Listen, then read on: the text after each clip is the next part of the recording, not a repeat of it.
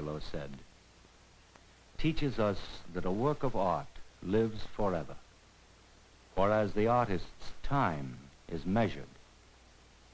The creator will go, but his work survives. That is why, to escape death, I attempt to bind my life to my work.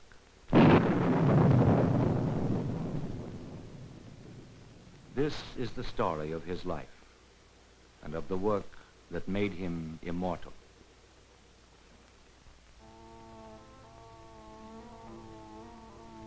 On the low rolling slopes of the Florentine countryside is the small, peaceful hamlet of Caprese. Here, Michelangelo Buonarroti was born on the 6th of March, 1475.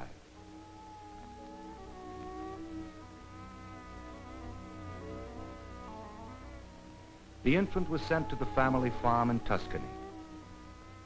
It was a region of fertile fields and hillsides rich with marble. And in the stonecutter's household where he was raised, the dominant sound was the ring of the hammer and chisel.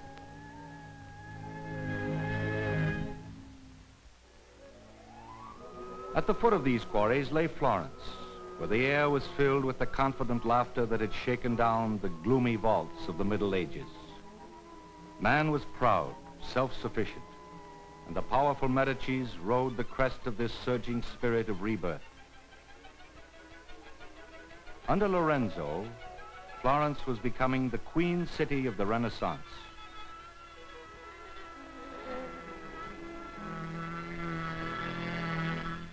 But the Pazzis, a rival family of nobles, were determined to set their own seal upon the city.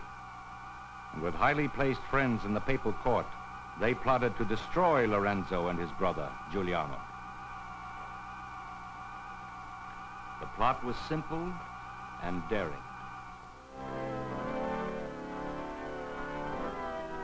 Sunday morning, the Medici brothers arrive at the cathedral for solemn mass. Cautious and wary by nature, they have no fear in the house of God. This is the haven of purity, piety, the weak and the meek. The church is the refuge of assassins.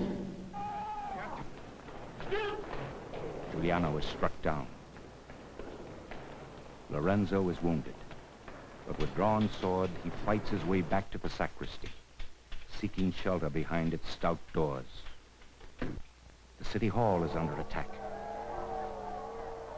Other Pazzi forces are inciting the masses to revolt, but the infamy of their deeds spreads through Florence.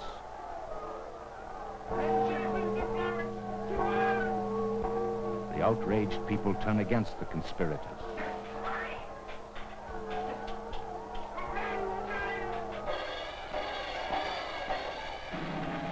The conspiracy is smashed, and its leaders swiftly punished.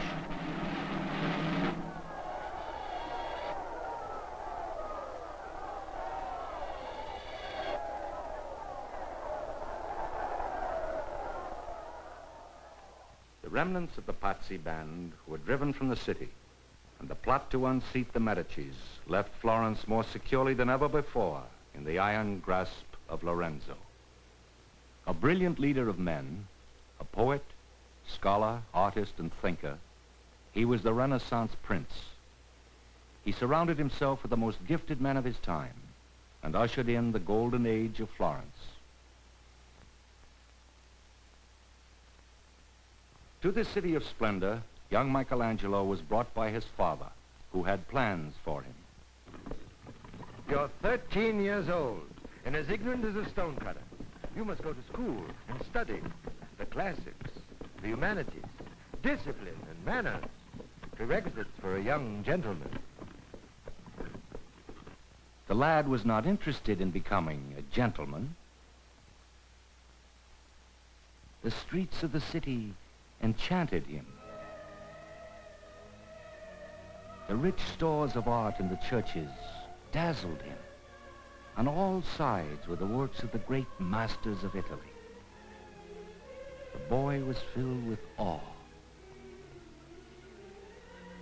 How wonderful it must be to do something like this.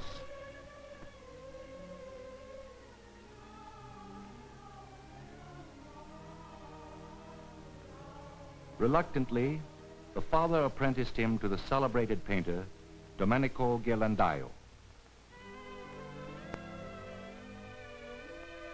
Working with his master on the Birth of the Virgin, Michelangelo learned the art of fresco, which was to serve him well later on.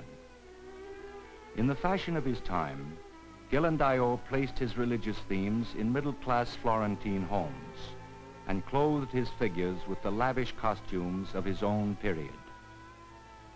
But Michelangelo also studied other masters. Giotto, though seemingly old-fashioned to the boy, held him with his dramatic force. Masaccio, more modern, gave his figures natural movement and weight in space.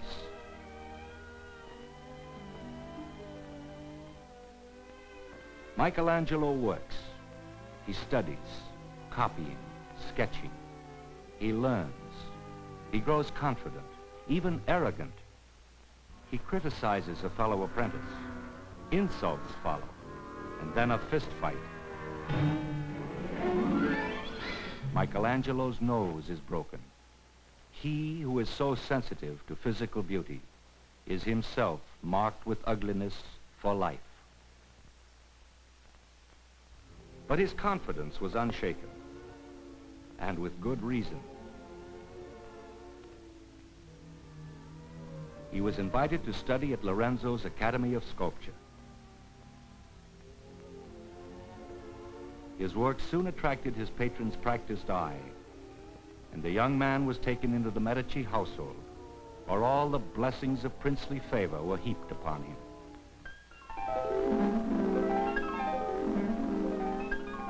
I remember that day Lorenzo conducted me through his palace. First, he showed me his treasures of beauty and fine craftsmanship. Then the Primavera by Botticelli.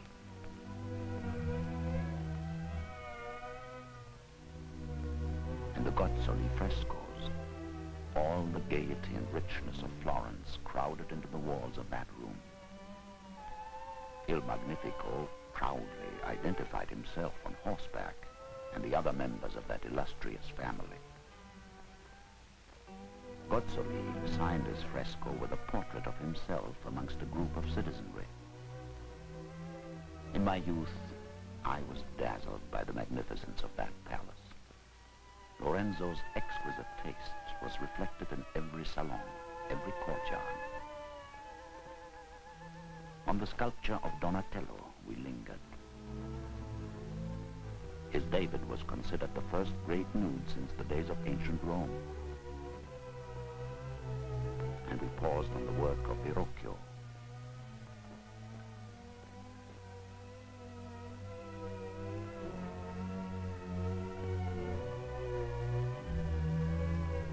Lorenzo requested something new, and I was determined to repay his kind patronage. At 17, he completed his first major work, The Battle of the Centaurs.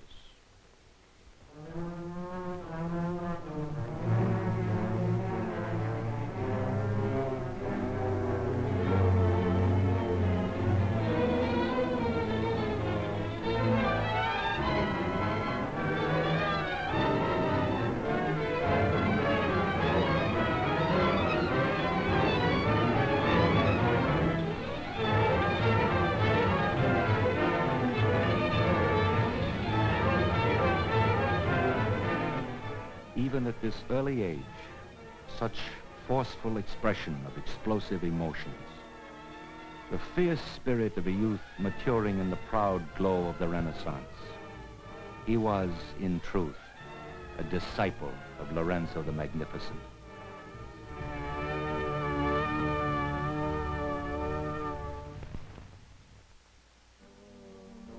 But the proud world which the Renaissance glorified suddenly collapsed at its center.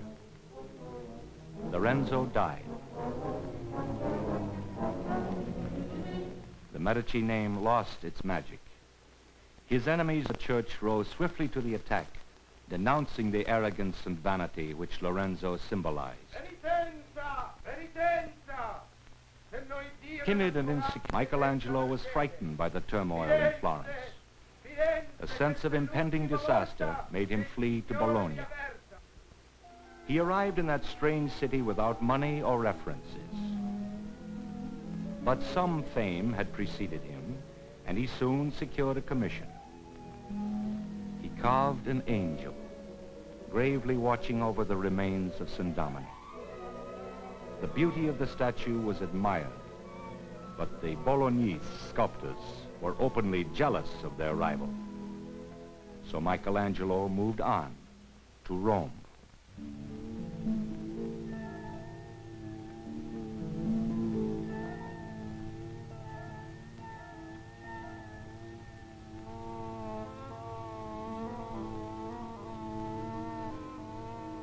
Rome was rediscovering its great past.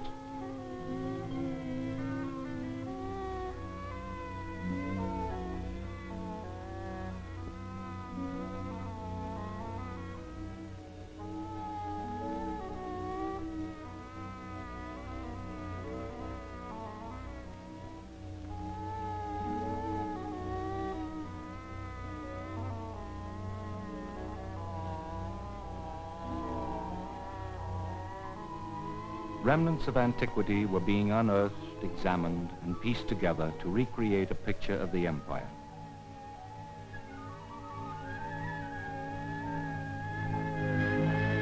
For the young Michelangelo, the imperial majesty of ancient Rome was everywhere in evidence. He marveled at the heroic proportions of the Forum, created by Augustus, founder of the Roman Empire.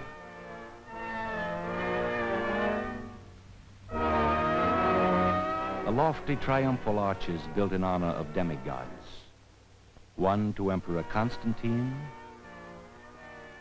another to Emperor Titus.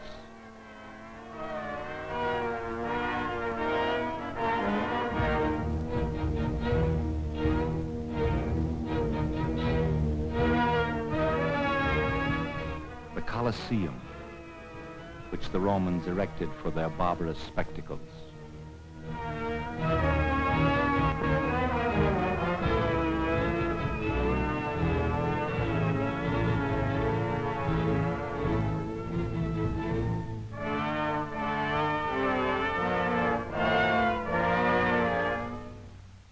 Castel Sant'Angelo, tomb of the Emperor Adrian.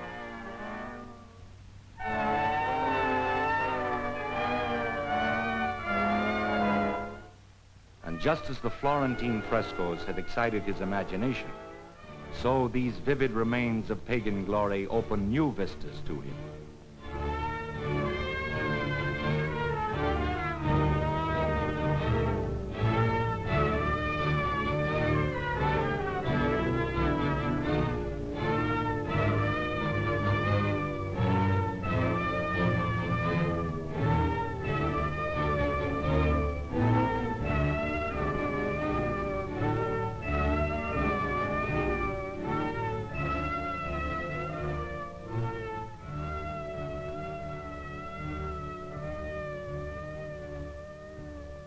The impact of the Roman past was reflected in the first work he did in Rome. The Greek god of wine, Bacchus.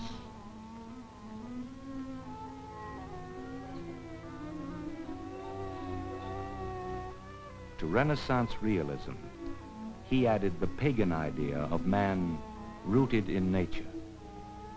A roguish drunk with engaging charm, but the body ripe as the grapes at harvest time.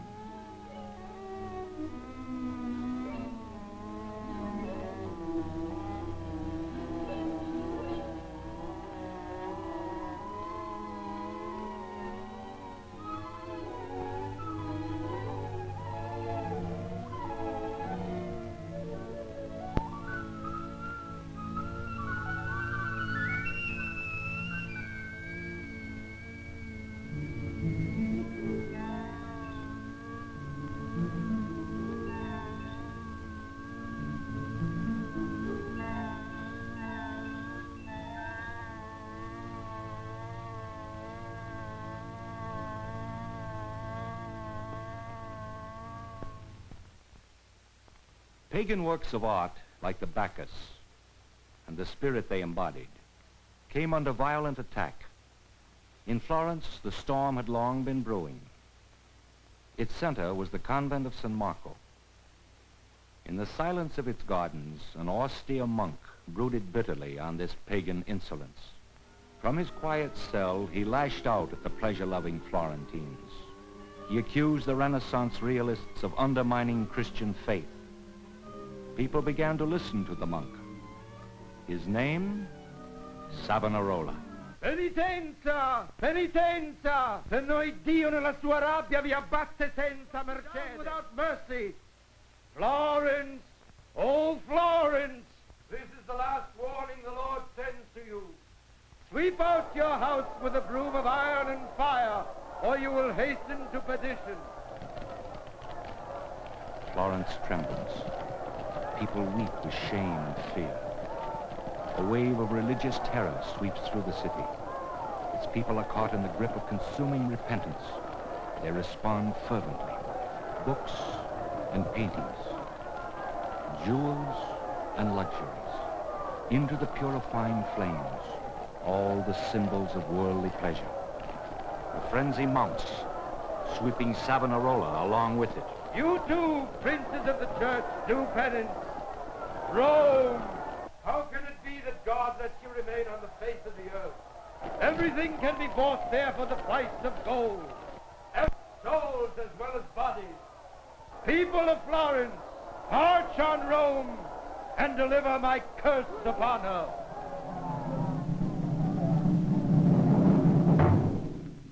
Rome replies.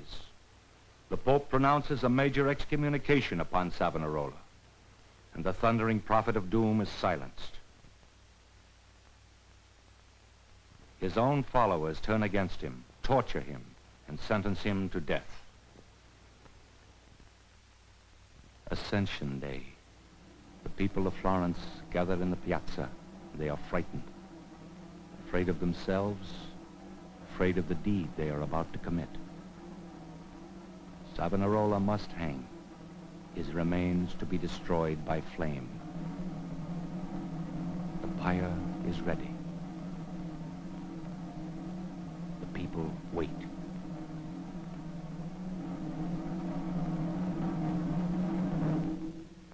The monk of San Marco is silenced forever, but his dire warnings will be heard again.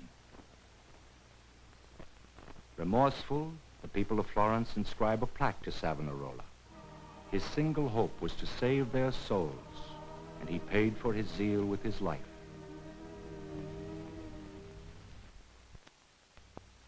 In Rome, Michelangelo followed the tragic events intensely. As a youth, he too had heard the words of Savonarola, and a spirit of compassion moved him. It was reflected in the statue he was completing at the time. Placed in the Cathedral of St. Peter, the work was mistaken for that of another artist. Under the cover of darkness, the indignant Michelangelo slipped into the chapel with hammer and chisel. I, Michelangelo Buonarroti of Florence, made this. It was the only work that he ever signed, his first Pietà.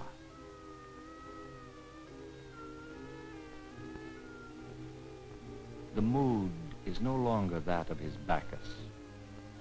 It is one of an enveloping sadness and wonder. The Virgin laments the divine child.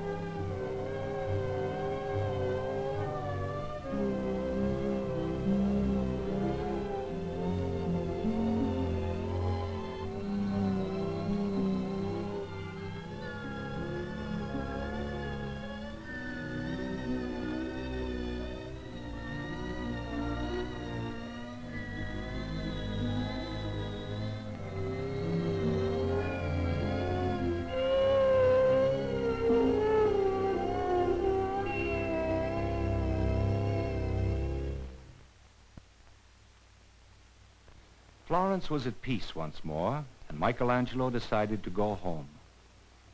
Here he learned of a challenging civic project. The cathedral owned an enormous block of marble which had revealed a deep flaw. No sculptor thought it could be salvaged. No sculptor except Michelangelo. Taking up the challenge of the 19-foot block, he locked himself away in the workyard behind the cathedral and hammered and chiseled in secrecy. 4 years he labored, and Florence echoed with rumors.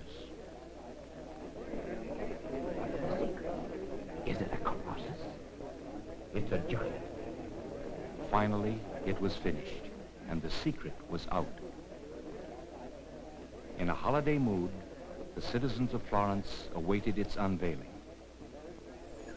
They watched as walls were torn down to let the huge figure pass through the narrow streets.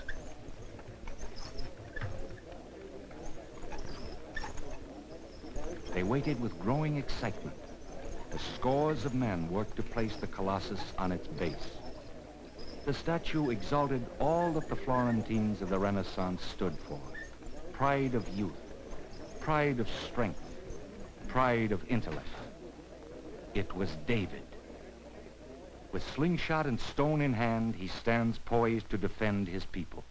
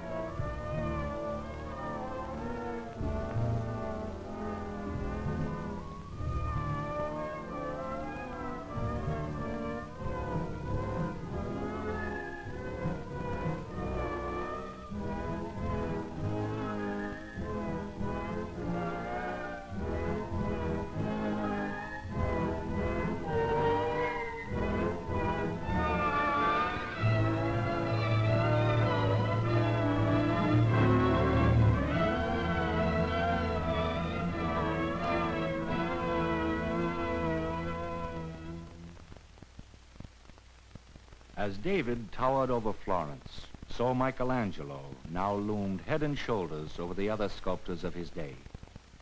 He was a public hero. The city voted him a house and studio, and to it came an endless stream of wealthy patrons. For the banker Pitti, he made the Bargello Madonna. His technique was sure, his mood calm.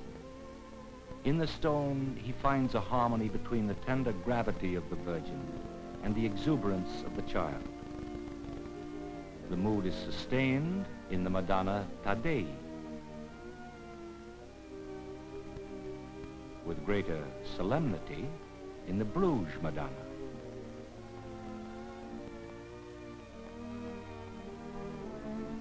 In his painting of the Holy Family, the Virgin is robust.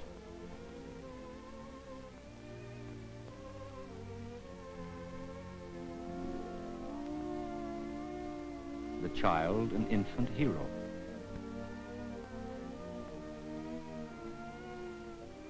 Figures as vigorous as a family of stonecutters. He also did an Apollo and a Christ with the cross. At this time, the city fathers of Florence voted to beautify the Palazzo della Signoria by commissioning 2 historical murals for its great hall. One of them was entrusted to the undisputed master of the day, Leonardo da Vinci. The other to Michelangelo, 25 years his junior. Leonardo conceived a tremendous battle scene, but he never finished it. All that remains of his work is a copy made by the Flemish master Rubens. Of Michelangelo's efforts, even less remains, a student's inferior copy of his drawings. But those who saw the actual sketches were greatly impressed. And everyone in Florence took sides in this contest of titans. Michelangelo also abandoned his project. A more important patron demanded his services.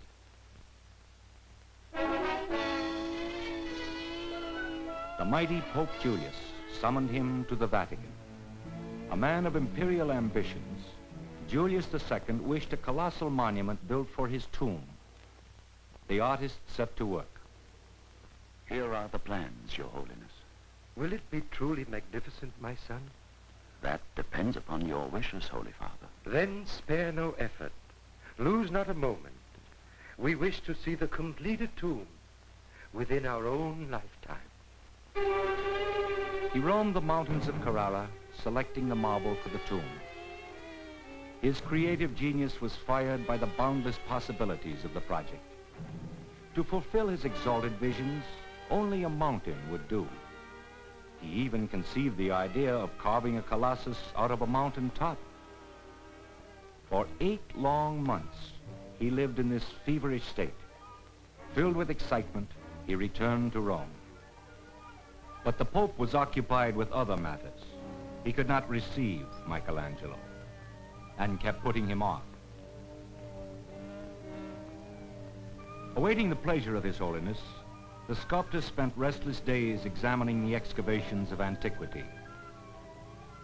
Each day there are new discoveries. A startling find is reported. In the ruins of the Palace of Titus, the workmen have unearthed an ancient statue made more than 1,500 years earlier. It tells the story of a Trojan priest and his 2 sons who are punished for defying the goddess Athena. It is the legendary Laocoon.